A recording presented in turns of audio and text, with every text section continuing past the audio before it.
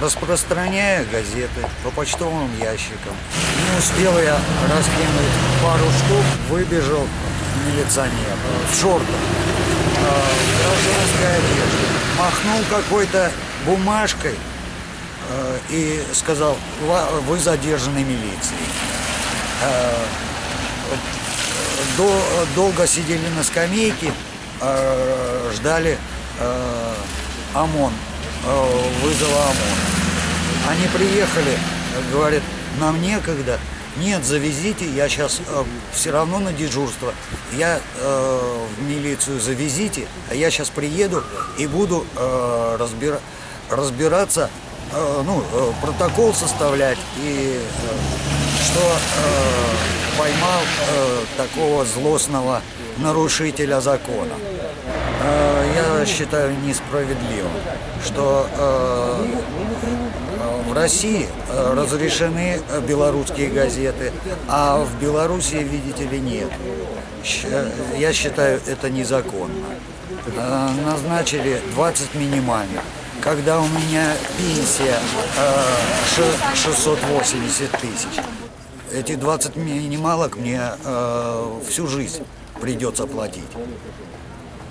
И я должен умереть с голоду.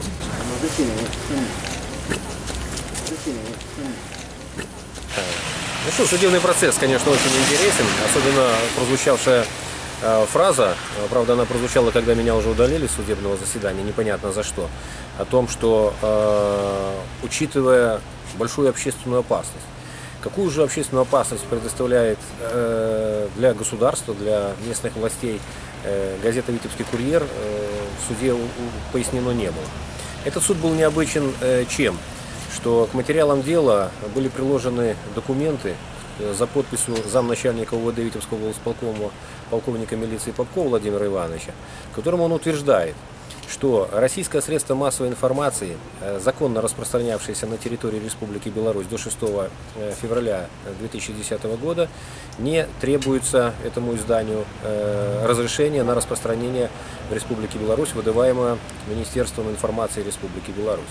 Вот. Но вместе с тем судья отказалась огласить данный документ в ходе судебного заседания. Как мы видели, якобы она его приобщила к материалам дела, но будет ли он там находиться, неизвестно. Думаю, что Сергей Кондаков будет обжаловать данное постановление и к жалобе вынужден будет повторно приложить и ответ высокого начальника областной милиции, и другие документы, подтверждающие то, что в отношении газеты «Витебский курьер» применяется дискриминация.